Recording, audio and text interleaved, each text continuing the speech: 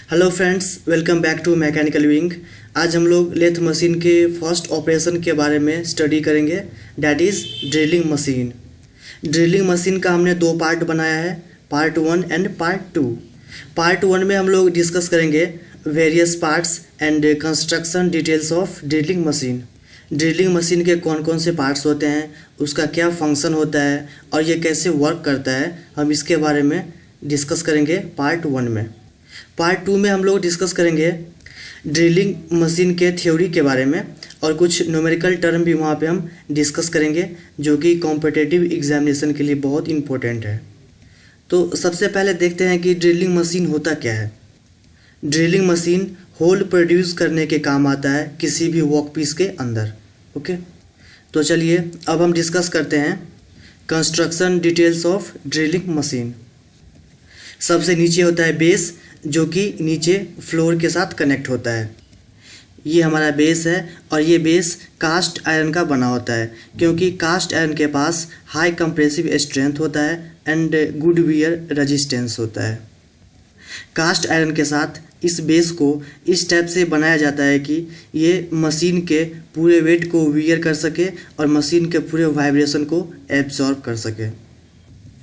Base के ऊपर होता है पिलर। ओके, ये हमारा पिलर है, ये बेस के बिल्कुल ही मिडिल में होता है। ओके, ये पिलर सपोर्ट करता है मोटर और स्पेंडल के हेड को। पिलर के मिडिल से थोड़ा नीचे लगा होता है स्वाइवल टेबल। ओके, ये है स्वाइवल टेबल। ये स्वाइवल टेबल पिलर के ऊपर नीचे मूव कर सकता है और पिलर के चारों तरफ भी ये मूव कर सकता है। ओके, और यहाँ पे हमने यूज़ किया है लीवर ताकि स्वाइवल टेबल को किसी एक जगह पे फिक्स कर सके। तो ये छोटा सा लीवर है, ये लीवर काम आता है इसको फिक्स करने के लिए। इस स्वाइवल टेबल को रोटेशन एंगल पे या फिर पिलर के ऊपर नीचे इसको हम सेट कर सकते हैं जो हमारी रिक्वायरमेंट होगी उसके अकॉर्डिंग। पिलर के ऊपर राइट साइड में हमारे पास होता है मोटर। मोटर के अंदर शाफ्ट लगा होता है और ये शाफ्ट कनेक्टेड होता है स्टेप्ड पुली से। ये है शाफ्ट जो कि मोटर से कनेक्टेड है और ये शाफ्ट स्टेप्ड पुली से कनेक्टेड है। ओके, स्टेप्ड पुली क्या होता है? तो स्टेप्ड पुली जिसके अंदर पुली का स्टेप बने होते हैं ताकि हम रोटेशनल मोशन को इंक्रीज या डिक्रीज कर सके। पिलर के लेफ्ट साइड होता है स्पेंडल अरेंजमेंट। यहाँ पे इसके बीच में स्पेंडल लगा होता है और ये स्पेंडल स्टेप्ड पुली से कनेक्टेड होता है। ये स्पेंडल है। ओके, और ये स्पेंडल स्टेप्ड पुली से कनेक्टेड है। ये स्टेप्ड पुली रिवर्स डायरेक्शन में होता है, मतलब अपोजिट होता है। यदि ये स्टेप्ड पुली सीधा है तो ये उल्टा होगा।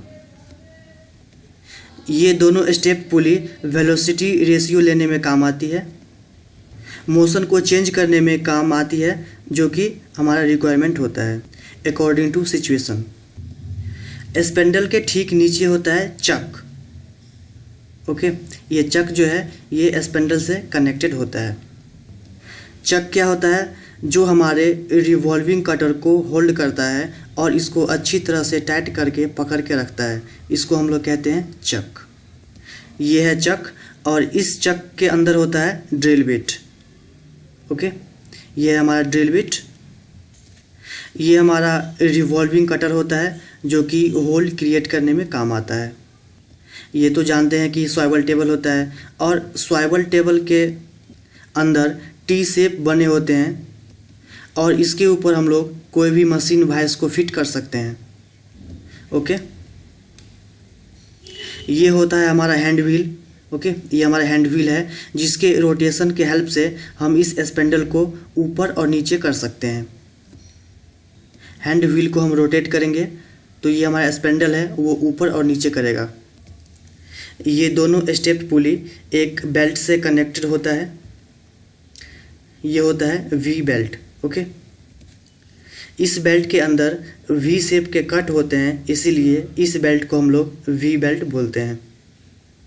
जो वी बेल्ट है वो फ्लैट बेल्ट से बेस्ट होता है मोशन ट्रांसफ़र करने में, जिसके चलते दोनों पुली के बीच स्लिप नहीं होती है। तो स्लीपेज नहीं होगा, तो आसानी से ये वर्क करेगा और अच्छी ग्रिप बनेगी दोनों स्टेप पुली के बीच। ओके, दोनों स्टेप पुली के बीच बहुत ही अच्छी ग्रिप बनेगी। अब देखते हैं कि ड्रिलिंग मशीन का मोशन देखते हैं कि ये किस टाइप से काम करता है। इसके मोशन को देखते हैं ये कैसे कैसे वर्क करता है। तो स्वाइवल टेबल के बारे में तो आपको पता ही है, बता चुके हैं कि स्वाइवल टेबल को इस पिलर के ऊपर आप नीचे ऊपर मूव करवा सकते हैं या फिर किसी भी एंगल पे भी इसको रोटेट करवा सकते हैं, और जहाँ भी हमें फिक्स करना होता है वहाँ पे हम इस लीवर के हेल्प से इसको फिक्स कर लेते हैं। जब हम स्विच को ऑन करेंगे तो इस मोटर का शाफ्ट रोटेट होना स्टार्ट हो जाएगा। जब मोटर का शाफ्ट रोटेट करेगा तो ये शाफ्ट कनेक्टेड है स्टेप्ड पुली से, तो ये स्टेप्ड पुली रोटेट होना स्टार्ट हो जाएगा और ये स्टेप्ड पुली इस स्टेप्ड पुली से कनेक्टेड है with the help of we belt. तो ये स्टेप्ड पुली भी रोटेट करना स्टार्ट कर देगा। ओके, और ये स्टेप्ड पुली स्पेंडल से कनेक्टेड है, ये स्पेंडल है तो स्पेंडल भी घूमना स्टार्ट हो जाएगा और स्पेंडल से कनेक्टेड है चक एंड ड्रिल बिट। तो जैसे ही स्पेंडल मूव करना स्टार्ट करेगा तो चक एंड ड्रिल बिट भी मूव करना स्टार्ट कर देगा।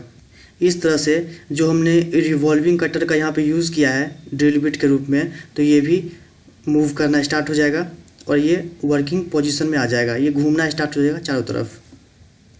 अब सपोज़ कीजिए कि यहाँ पे हमारे पास कोई वर्कपीस रखा हुआ है। ओके, यहाँ पे हमारे पास कोई वर्कपीस रखा हुआ है, तो जैसे ही यहाँ से हम पावर सप्लाई करेंगे तो ये यहाँ पे क्या होगा कि ड्रिल बिट घूमना स्टार्ट हो जाएगा और हैंड व्हील की हेल्प से हम क्या करेंगे कि इसको नीचे ऊपर कर सकते हैं। तो जैसे ही हम चक को घुमाएंगे, सॉरी चक नहीं होगा, ये हैंडल होगा, तो जैसे ही इस हैंडल को हम घुमाएंगे तो क्या होगा कि ये कनेक्टेड है स्पेंडल से, तो स्पेंडल नीचे ऊपर होना स्टार्ट हो जाएगा। जैसे इसको घुमाएंगे तो ये नीचे आएगा, तो ये नीचे आएगा, तो इससे कनेक्टेड है चक एंड ड्रिल बिट, तो ये भी नीचे आएगा।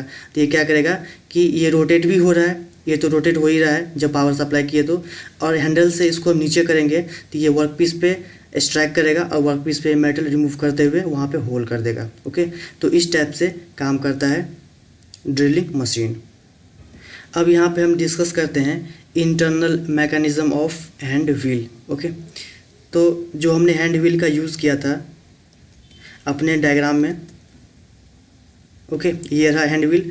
तो अब ये देखेंगे कि जैसे हैंड व्हील को हम रोटेट करते हैं तो ये स्पेंडल नीचे और ऊपर किस टाइप से मूव करता है, ये आपको हम दिखाते हैं। यहाँ पे हमारे पास रैक होता है, रैक में टीथ बना होता है। ओके, और इस रैक से कनेक्ट होता है Chuck and drill bit. Okay, और यहाँ पे एक पिनियन का यूज़ किया जाता है और पिनियन के ऊपर भी टीथ कटे होते हैं और इसके ऊपर लगा होता है हैंड व्हील। ओके, तो यहीं पे लगा होता है हैंड व्हील। तो ये हैंड व्हील है, तो जैसे हम यहाँ पे क्या करेंगे कि जैसे इसको हम रोटेट करेंगे, इसको हम क्लॉकवाइज सेंस में रोटेट करेंगे, इस टाइप से रोटेट करेंगे इस हैंड व्हील को, तो ये क्या होगा कि ये जो होल दिख रहा है इस होल में क्या होगा कि ये रैक इसमें फिट हो जाएगा, एक मैश बना लेगा, और जैसे ये रोटेट करेगा तो ये भी नीचे की तरफ मूव करना स्टार्ट हो जाएगा। जैसे ये इसको हम क्लॉकवाइज सेंस में रोटेट करेंगे तो ये भी नीचे आने स्टार्ट हो जाएगा, और जब ये नीचे आएगा तो इससे कनेक्टेड है चक एंड ड्रिल बिट, तो चक एंड ड्रिल बिट भी नीचे आएगा, वर्कपीस पे स्ट्राइक करेगा और वहाँ से मेटल को रिमूव करेगा। क्योंकि जो ड्रिल बिट है उसका रोटेशन बहुत ही ज़्यादा होता है और उसका ऐसा शेप बना होता है कि जहाँ भी हम उसको टच करवाते हैं तो वहाँ पे वो होल प्रोड्यूस कर देता है। ओके, तो ये है हमारा ओवरऑल ड्रिलिंग मशीन। तो इस लेक्चर में इतना ही। ड्रिलिंग मशीन के पार्ट 2 में हम लोग थ्योरी के बारे में डिस्कस करेंगे। ड्रिलिंग मशीन में कौन कौन सा थ्योरी है, क्या क्या हमें पढ़ना होता है, और कुछ मैथमेटिकल टर्म के बारे में भी डिस्कस करेंगे। जो भी उसका इम्पोर्टेंट पॉइंट है from the examination point of view, वो सभी हम डिस्कस करेंगे ड्रिलिंग मशीन के पार्ट 2 में। Okay, so thank you for today.